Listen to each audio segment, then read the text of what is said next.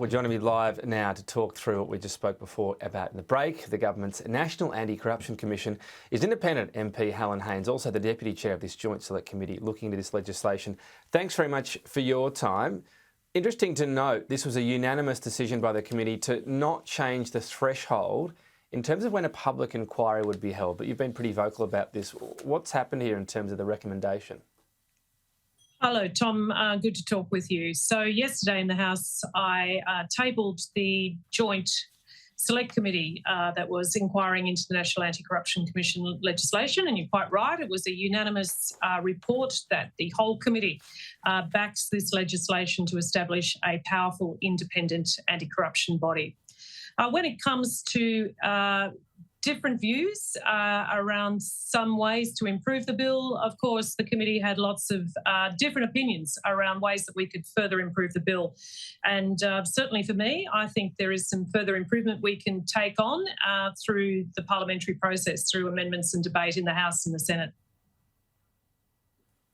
Okay, but you've been pretty direct on this threshold question. So you stand by what you've previously said, but you want it to be played out in another forum, essentially? Well, Tom, I have been very plain about this, and if you read the details of the report, you'll see my considered opinions around the threshold for public hearings. What we have is a strong public interest test in the legislation already, and in addition to that, there is this phrase, "and in exceptional circumstances." Now, the evidence that we took indicated that exceptional circumstances is not defined and could be problematic when it comes to the Commissioner making his or her determination about when it is appropriate to have a public hearing. So I think that can be fleshed out more in our debate in the House and the Senate, and I'll certainly be endeavouring to do that. I'll be talking to my colleagues, as I already have, and I'll be seeking to make amendments around that particular part of the bill. Well, we talk so often about ICAC when we're saying, you know, examples of other anti-corruption commissions. What about IBAC though? Because it has a very high threshold. Basically, they almost never happen, these public inquiries into corruption. What have you made of that and how it works in Victoria? Obviously, the example at the moment is Daniel Andrews being asked about various inquiries and he just says no comment on anything, even whether his office is involved in you know, attempts at publication or otherwise. Is it an example of one that's the threshold's too high? I think it is an example of one that makes people like me say that that is a threshold that I believe is too high. I think in regard to any commentary that's made on an investigation, it's appropriate not to comment on it until the report findings are in. So that part is legitimate under those rules in Victoria. But what we saw in the evidence is, in fact, many transparency experts saying that the Victorian example is a cautionary tale, that in fact it would be better to eliminate exceptional circumstances, change the phrasing about the public interest test from the Commissioner may consider issues such as unnecessary reputational damage and make it a must. So there's ways we can do this. We could also leave exceptional circumstances in, but define it. So, Tom, I think what we do now, though, is play that out in the House as we should. I'm very, very comfortable with the report. I'm very happy that we have multi-partisan support for what is essentially very, very good legislation. We'll be establishing a National Anti-Corruption Commission that is very powerful and is independent. Now, again, I love best practice, and I think best practice would mean we can still further fine-tune this bill. And it's not only in exceptional circumstances. Okay. I think there's room to improve it with some of the rules around the Joint Oversight Committee that will be established once the Commission is stood up.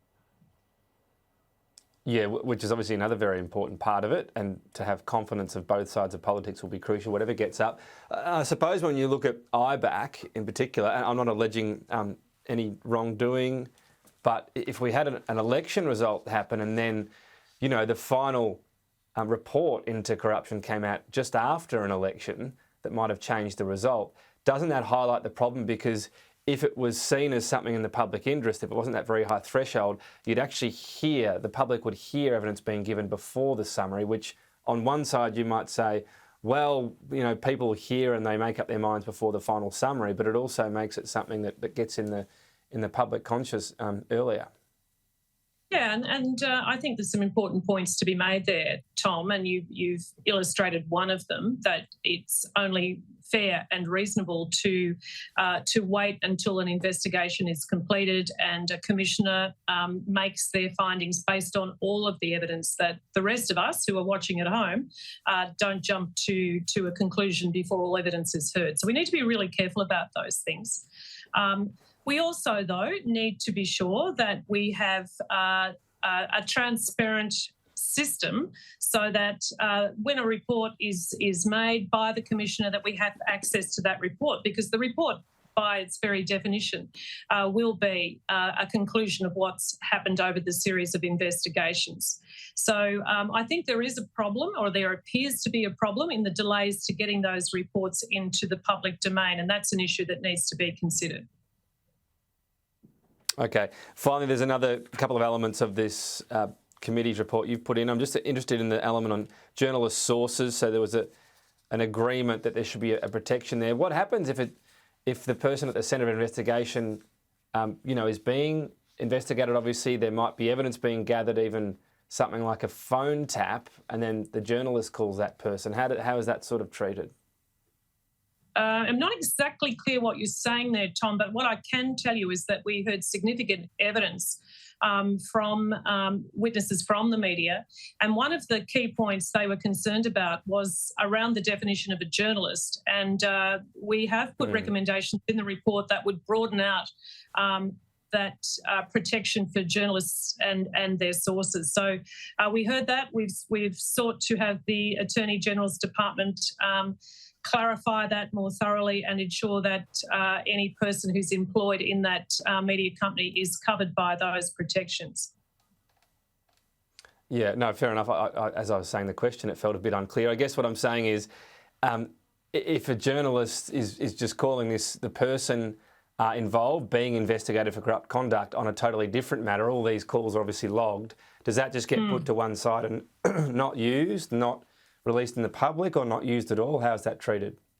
Well, again, this will be determined by the Commissioner in whatever case the Commissioner is investigating, Tom. I see what you're saying, and if indeed the journalist had no knowledge that someone was being investigated by an anti-corruption commission, then they have no knowledge, and it depends what they're asking, of course. And should a phone tap happen, again, we have to have faith in the powers of the Commissioner and the rules under which the Commissioner operates, and that will require judgment, of course, from the Commissioner, and it's why the appointment of the Commissioner is so crucial. We need to ensure that that Commissioner is appointed in good faith, and that is not a political appointment. It's why I have some further improvements I'd like to make to the oversight committee that looks at the nominations put forward by the Attorney General of the day. But, this is the first time we're doing this, and there is a review period built in to this into this legislation, Tom, that will give opportunities for some assessment of how this Anti-Corruption Commission is operating once it's stood up. And I think the most important thing we can do as legislators is to do what we've done in this committee process, and that's go through that legislation very, very carefully, listen carefully to experts, and try to find areas where we can improve it. Okay, yeah. Well, people are aware of unintended consequences, of course. Helen Haines, appreciate your time today. Thank you. It's a pleasure, Tom. Thank you.